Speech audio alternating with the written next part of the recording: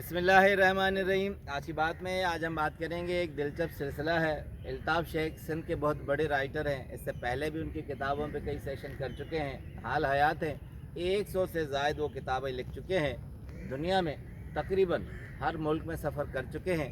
पानी के जहाज़ पर उनकी नौकरी थी और उन्होंने सोचा कि मैं नौकरी करने के अलावा किसी मकसद से रिलेटेड रहूं, तो उन्होंने सफ़रनामे शुरू किए। पहले भी उनका तारुफ बहुत हम कर चुके हैं। उनकी एक किताब है मौज न सहे मकड़ी, यानी एक कश्ती एक लहर भी नहीं सह सकती।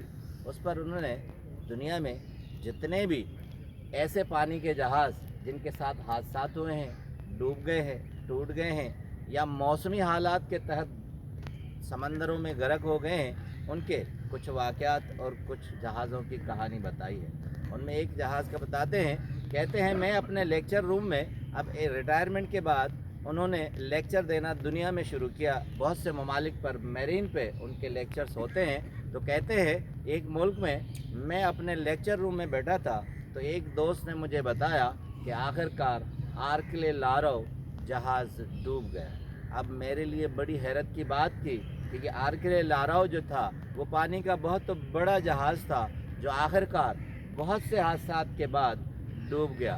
कहते हैं मैंने चाय का कप रखा और थोड़ी देर सोच में डूब गया।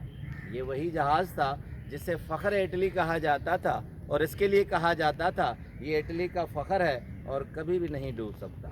दुनिया में बहुत से ऐसे जहाज़ हैं जिन्हें बहुत नाज और अंदाज के साथ पाला गया था, बनाया गया था, मगर दरिया की लहरों और समंदरी लहरों के आगे वो दम नहीं बखेर सके।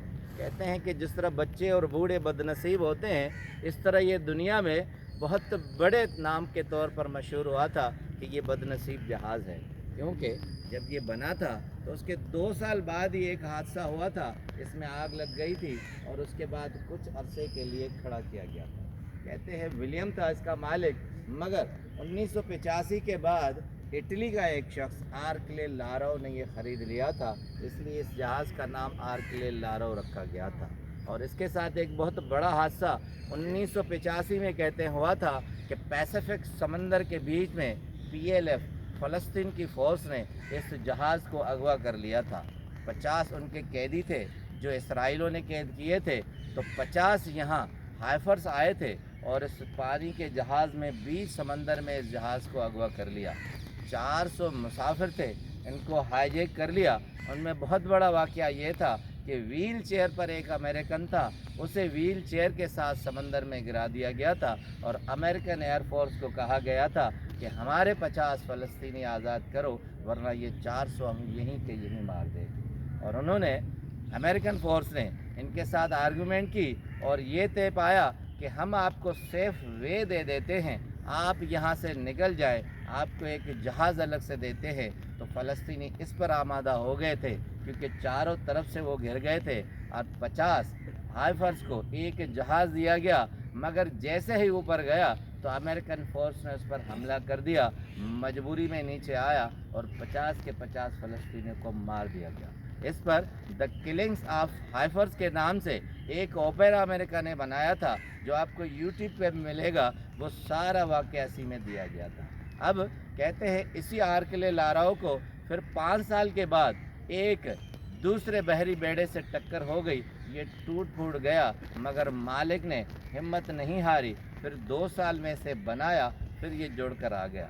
मगर कहते हैं फिर ठीक 5 साल के बाद इसके साथ हादसा हुआ कि एक बहुत बड़ा जहाज़ इससे टकराया और टकराने के बाद तकरीबन ये टूट फूट गया था।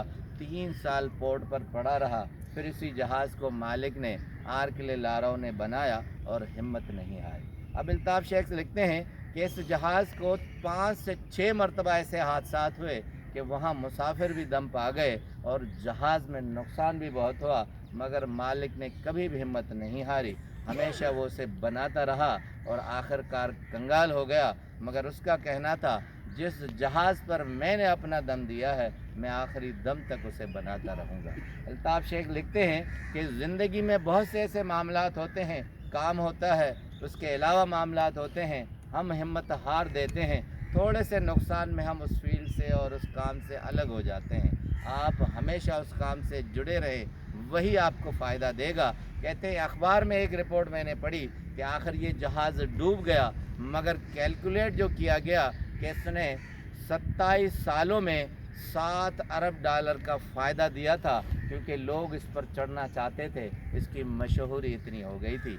यानी मालिक ने 2 अरब तक खर्च किए थे और उससे कई गुना उसने कमाया। आप हिम्मत नहीं हारें, सामने नाकामी नज़र आएगी, आप काम करते रहें और आखिरकार आपकी कामयाबी होगी। आपका बहुत बहुत शुक्रिया।